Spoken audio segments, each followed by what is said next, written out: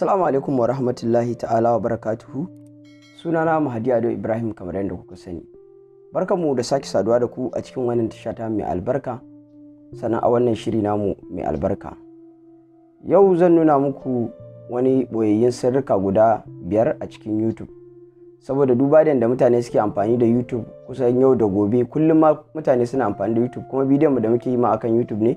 To amma muna so mu kawo muku wasu boyayyen sirrika a cikin YouTube. Wasu daga cikin ku za su san su. To kafin mu shiga shirin, channel din da ta dauki nauyin wannan bidiyon ita ce channel kamar yadda kuke gani haka, mai suna Hasi Best. Wannan channel ce wadda take koyar da abubuwa irin na technology, irin abubuwan da muke koyarwa, sannan kuma tana yin abubuwa da suka danganci irin su logo da sauransu, kamar yadda da designs da yawa kamar yadda kuke gani a haka. To da Allah muna so da Allah idan kuka shiga channel din wannan bawan Allah mai suna Hasi Best, na san kuma channel ce wadda za ku ƙaru da ita sosai. Ina fatan za ku je ku danna musu subscribe, sai ka danna jannan kamar yadda kuke gani haka. Kana dannawa za ka ga ƙararrawa ta fito maka, sai ka danna kamar yadda kuke gani haka, sai ka danna akan all. To duk lokacin da suka saki sababbin shirye-shirye za ka dinga gani suna shigo muku. Wannan channel ce kamar yadda na faɗa muku, tana koyar da irin abubuwan da muke koyarwa, har ma ta ƙara da haɗa irin su logo da designs da yawa kamar yadda na nuna muku a haka. To ina fatan za ku yi musu subscribe, sannan kuma ku danna musu ƙararrawar sanarwa yadda za ku dinga samun sabbin shirye-shiryen su. Mu shiga dan na nuna muku wayannan boyayyen sirrika guda 5. Assalamu alaikum wa rahmatullahi ta'ala wa barakatuhu. Kamar yadda nace zan nuna muku wasu muhimman abubuwa a cikin YouTube wanda wasu da dama ba su sani ba. To yanzu za mu fara da abu na farko, sai mu shiga cikin YouTube din kamar yadda kuke gani haka. Yanzu muna shiga cikin YouTube. Wataƙila wannan kuna ganin abu na farko kenan. Kun ga wannan kamar misali wannan yana saka bidiyo, gashi nan Gido 24 TV misali, kana ta yawan ganin bidiyon sa. Kun san akwai lokacin da zaka ga bidiyo baka yi subscribing din sa ba, amma zaka ga kayan bidiyon yana shigo maka saboda me ya sami views a wannan lokacin, sai a dinka maka recommending ka kalli wannan kayan, ba sai kai subscribing din kayan mutum ba. To idan wannan misali wannan channel din tana saka kaya wanda baya burge ka kwata-kwata, sai kake so ka dakatar da shi kwata-kwata, duk lokacin da ya saka kaya ya daina shigo maka kan wannan account ɗinka na YouTube din nan, sai ka zo sai ka danna akan nan gurin, zaka dakatar da wannan channel din, duk abin da ya saka ya daina shigo maka. Misali abin da yake sakawa baya burge ka, baya daga cikin irin abin da kake so, ko da ana taimaka recommending, to kana so ka dakatar da wannan channel din, ko da za a yi maka recommending ba zai taba shigo maka ba saboda ka dakatar da shi. Ya zaka ka dakatar? Sai ka zo nan gurin da aka rubuta, nan gurin da aka danna digo nan guda 3 haka, sai ka danna haka, sai ka ce don't recommend channel. To duk lokacin da wannan channel din ta saka kaya ba za a dinga maka recommending, ana nuna maka kayan ta ba, ko da a ce baka subscribing ba, kun san recommendation zuwa yake. To wannan shine abu na farko. Abu na biyu kuma, wani lokacin yanzu misali kana kallon bidiyo a haka, zaka ga bidiyo gashi nan iyaka nan yake nuna maka, dan iyaka nan gurin ba zai nuna maka full ba.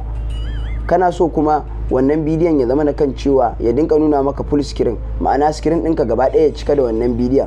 Ya za ka kai wannan abin? Sai ka danna akan screen ɗin kamar haka, kana danna ga wani guri nan haka, sai ka danna. Kun ga kana dannawa bidiyon, kun ga gashi ya cika screen ɗinka na waya. To wannan shine da ake yin full screen a wayar idan kana kallon bidiyo a YouTube.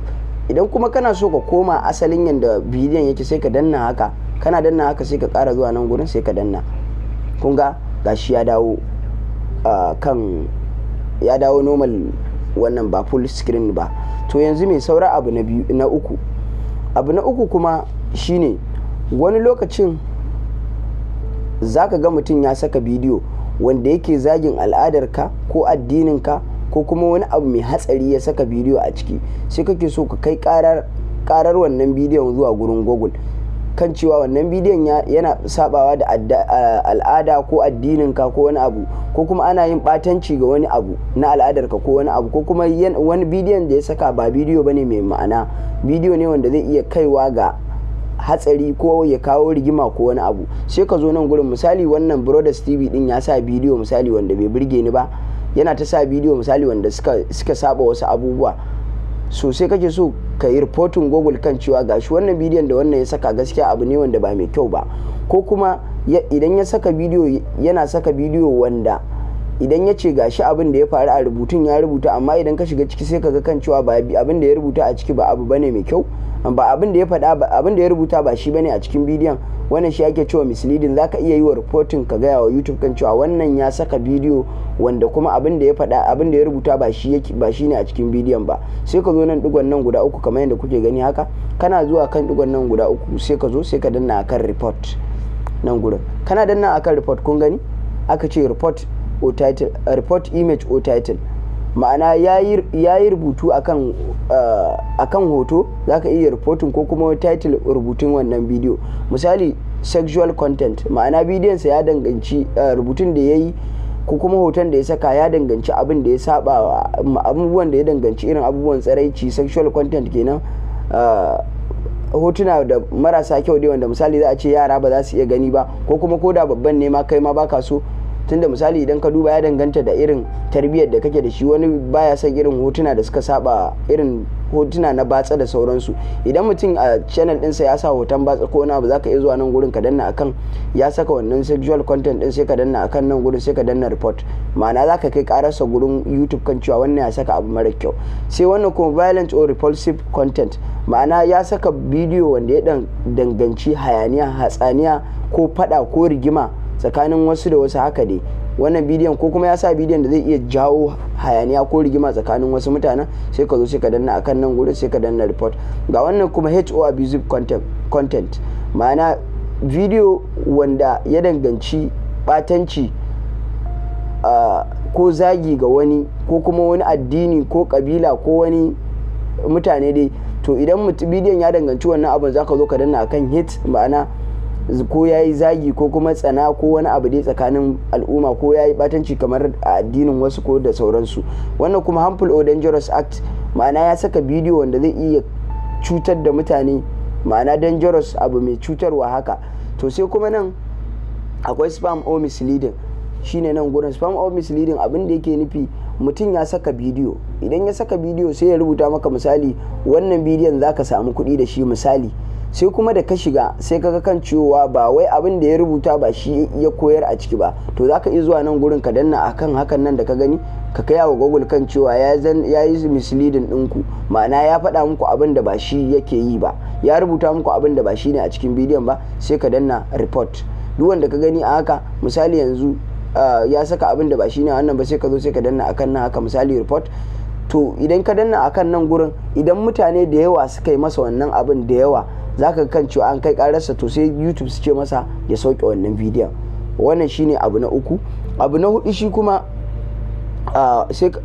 shi kuma wani lokacin zaka ka kalli bidiyo a YouTube, to amma ka dade da kallon bidiyon nan, sai ya kasance kana so ka zo ka kalli bidiyon amma ka manta sunansa saboda ka dade da kalla. saboda idan kana kallon bidiyo a YouTube zaka ga wani bidiyon ma ka manta sunansa saboda ka kalli wannan, to sai wata rai sai kake so ka zaka kalli wannan bidiyon, idan ka zo sai ka rasa wani suna aka sa bidiyon, zaka iya nemo bidiyon nan cikin sauki. ya zaka ka nemo shi, sai ka zo nan gurin da aka rubuta library nan haka, sai ka danna ana, kana danna anan, to duka bidiyon da ka kalla idan ka dinka yin kasa duk zaka ta ganin duk bidiyon da ka kalla akan channel ɗinka a wannan lokacin. to ko da ka manta sunan, idan ka zo nan kana yin kasa zaka ga duka bidiyon da ka kalla a ciki.